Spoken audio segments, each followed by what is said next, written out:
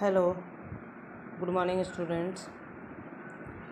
We start the chapter Mineral Resources, and today's topic is non-ferrous minerals. India's reserves and production of non-ferrous minerals is not very satisfactory. However, these minerals, which include copper, bauxite, lead, zinc, and gold, play a vital role in a number of meteorological, engineering, and electrical industry. Let us study the distribution of copper and bauxite. हम देखेंगे copper और bauxite का distribution.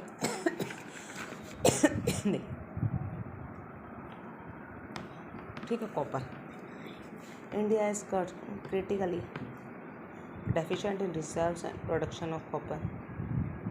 Being malleable, ductile and good conductor, copper is mainly used in electric cable, electronic and chemical industries.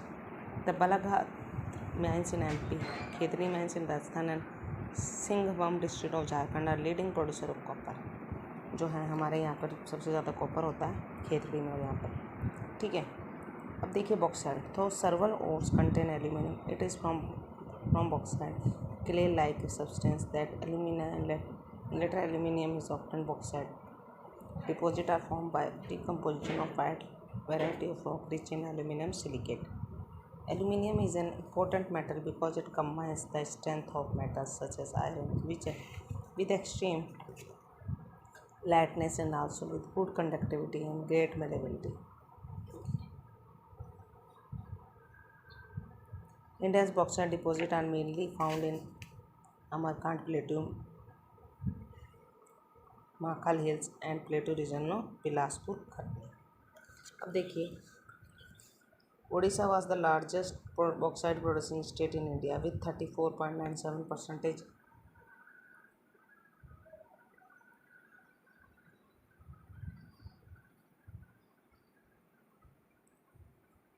total production in 2009 and 10.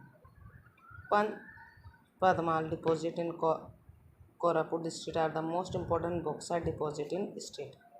इस तरीके से bauxite का है. देखिए बॉक्साइड की mine. Okay.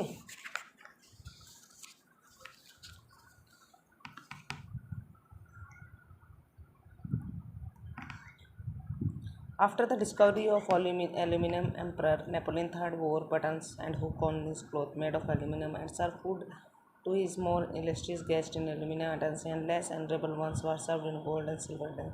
30 years after the incident, aluminum bowls were most common with beggars in Paris. Non-metallic minerals में देखिए Mika. This mineral made up of series of plates or leaves. It splits easily into thin sets. These sets can be so thin. इसको हम easily split कर सकते हैं sheets में. और ये शीट्स क्या होती है, बहुत थिन होती है. That thousands can be layered into mica sheets of a few centimeters high. Mica can be clear, black, green and yellow or brown. Due to its excellent dielectric strength, low power loss factor, insulating property and resistant to high voltage, mica is one of the most indispensable minerals used in electronic industries. में mica को use किया जाता है. Mica deposits are found in northern edge of the छोटा Nagpur plateau और Koderma Hazaribagh belt of Jharkhand is the leading producer. In Rajasthan the major mica producing state कौन कौन से देखिए, Ajmer, Nellore. Mica belt of Andhra Pradesh are the is also an important producer in the country. Okay, अब देखिए rock mineral. Limestone is found in association with rock composed of calcium carbonate, calcium and magnesium carbonate. It is found in sedimentary rocks of most geological formation. Limestone is the basic raw material for the cement industry में use किया जाता है limestone, and essential for some smelting iron और in blast furnace. देखिए Andhra production of limestone सबसे ज़्यादा production देखिए others Andhra Pradesh 20, इन कर्नाटका 30%. ठीक है. अब देखिए कंजर्वेशन ऑफ मिनरल्स. इनका कंजर्वेशन मिनरल्स का बहुत जरूरी है. इस तरीके से देखिए tax safety standard were not in place. ठीक है. We all appreciate the strong dependence of industry and agriculture upon mineral deposit and substance manufactured from there. Total volume of workable mineral deposit is an insignificant fraction, that is 1% of the earth crust. We are rapidly consuming mineral resources that require millions of years to be created and concentrated. Geological process of mineral formation are so slow that the rates of replacement are infinitely small in comparison to the present rates of consumption. Mineral resources are therefore finite and non-renewable. Rich mineral deposits are our country extremely valuable but short-lived.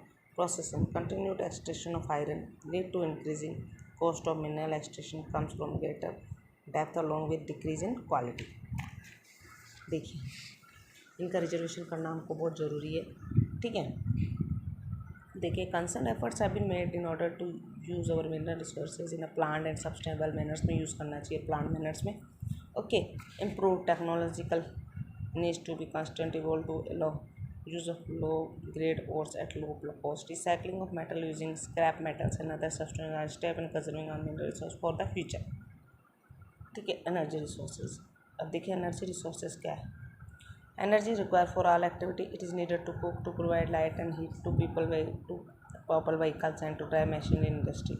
Energy can be generated from fuel minerals like coal, petrol, natural gas, uranium from electricity. Energy resources can be classified as a conventional and non-conventional energy resources. Okay, conventional source include firewood, cattle dung, cake, coal, petroleum, natural gas, and electric.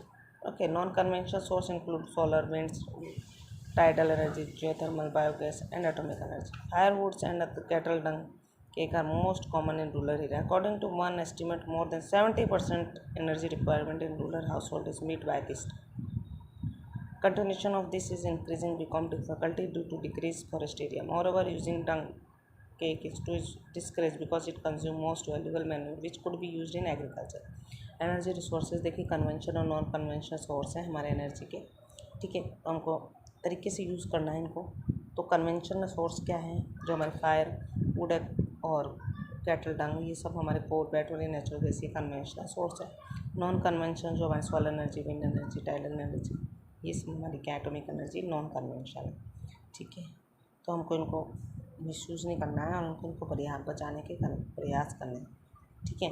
तो हम conventional source of energy के बारे में पढ़ेंगे और non conventional source के बारे में पढ़ेंगे। देखिए डायग्राम, कन्वेंशनल एनर्जी रिसोर्सेज देखिए, कोल पैंस जो है कहाँ है, ठीक है। मेजर नेचुरल गैस जो रिजर्वेशन, नेचुरल गैस पाइपलाइन कहाँ है, ठीक है। कोल माइन का देखिए इस तरीके से होती है कोल माइन,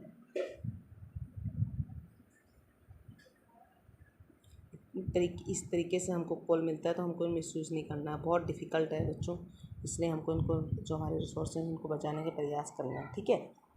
कोल भी बहुत तरह का होता है, लिग्नाइट, बिटुमिनस, एंथ्रासाइट, ठीक है। तो हम ये सारे डिटेल्स जो कन्वेंशनल सोर्स ऑफ एनर्जी हम नेक्स्ट क्लास में पढ़ेंगे, ठीक है। और आज हमने जो कंजर्वेशन जो है इसके बारे में देखा कि हमको इनको एनर्जी रिसोर्स का कंजर्व करना चाहिए, ठीक है। अब देखिए हज़ार्ड्स ऑफ माइनिंग,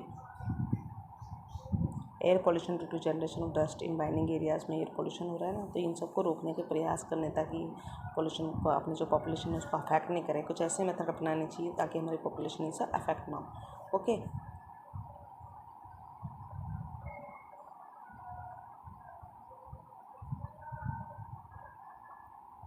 डिजीज़ हो रही है वल्नरेबल टू पुल्मोनरी डिजीज़ जो होती हैं वो होती हैं इससे, ठीक है। गैस निकलती है, डस्ट निकलती है इनसे, तो इनको हमको प्रयास करने चाहिए कम से कम निकले माइनिंग करते टाइम, और एयर भी हमारी कम पॉल्यूशन हो, ठीक है।